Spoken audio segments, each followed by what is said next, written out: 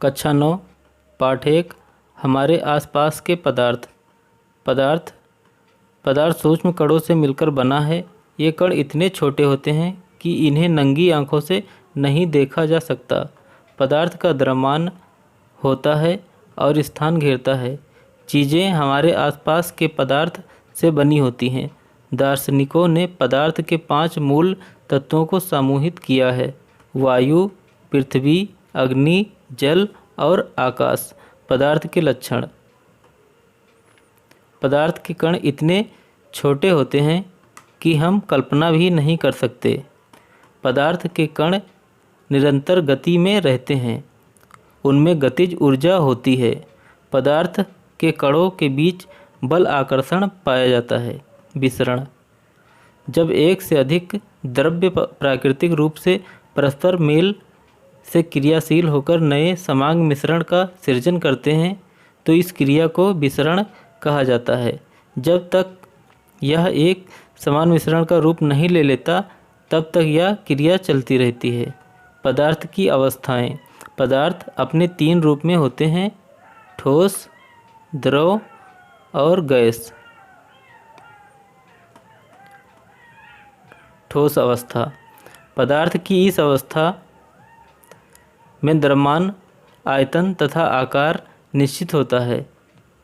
संपीड़ित नगण्य होती है। कणों में प्रबल आकर्षण बल पाया जाता है। कण अत्यधिक निकट होते हैं, जैसे कुर्सी, मेज, ईंट और पत्थर आदि। द्रव अवस्था।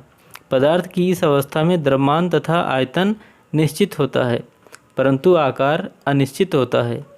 आकर्षण बल ठोसों की अपेक्षा कमज़ोर होता है।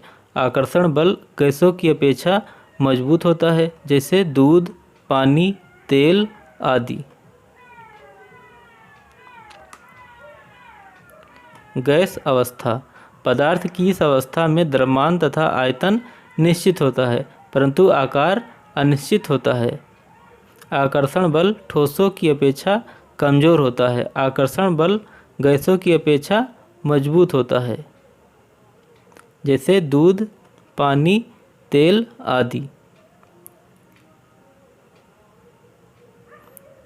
गैस अवस्था। पदार्थ की इस अवस्था में आयतन तथा आकार दोनों अनिश्चित होता है।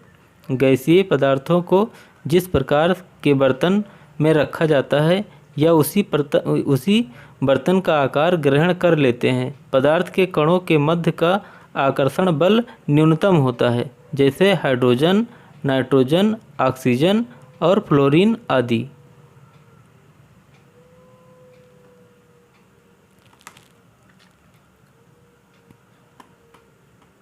पदार्थ की अवस्था में परिवर्तन।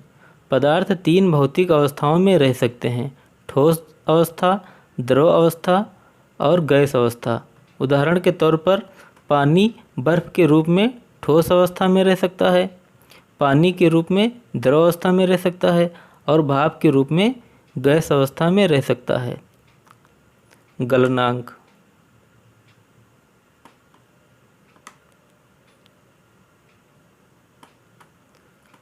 वह न्यूनतम तापमान जिस पर ठोस द्रव में परिवर्तित हो जाता है गलनांक कहलाता है। किसी पदार्थ का गलनांक दाब तथा ताप निर्भर करता है।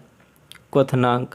वह तापमान जिस पर द्रव उबलने लगता है अर्थात वाष्प में बदलने लगता है क्वथनांक कहलाता है। जल के लिए क्वथनांक 373.15 केल्विन या 100 डिग्री सेल्सियस होता है। एक तरल का क्वथनांक आसपास के पर्यावरणीय दबाव के आधार पर भिन्न हो सकता है। गुप्त ऊष्मा। वायुमंडलीय दाब पर 1 किलो ठोस को उसके गलनांक पर द्रव में बदलने के लिए जितनी ऊष्मीय ऊर्जा आवश्यकता होती है उसे संगलन की प्रसुप्त या गुप्त ऊष्मा कहते हैं। ऊर्ध्वपातन। वह पदार्थ जो ठोस से द्रव अवस्था से गुजरे बिना सीधे गैस में परिवर्तित हो जाते हैं ऊर्ध्वपातन कहलाता है, जैसे कपूर और नौशादर। शुष्क बर्फ। ठोस कार्बन डाइऑक्साइड को शुष्क बर्फ कहते हैं। वाष्पीकरण। क्वथनांक से कम तापमान पर द्रव के वाष्प में परिवर्तित होने की इस प्रक्रिया को वाष्पीकरण कहते हैं। वाष्पीकरण एक सतही घटना है। वाष्पीकरण को प्रभावित करने वाले कारक। सतह क्षेत्र बढ़ने पर वाष्पीकरण की दर बढ़ जाती है। तापमान में वृद्धि होने पर वाष्पीकरण की दर बढ़ जाती है। आर्द्रता के कारण वाष्पीकरण की दर घट जाती है। वाष्पीकरण के कारण शीतलता। जब खुले बर्तन में निरंतर वाष्पीकरण होता रहता है तो इस दौरान कम हुई ऊर्जा को पुनः प्राप्त करने के लिए द्रव के कण अपने आसपास से ऊर्जा अवशोषित कर लेते हैं, जिसके कारण शीतलता हो जाती है।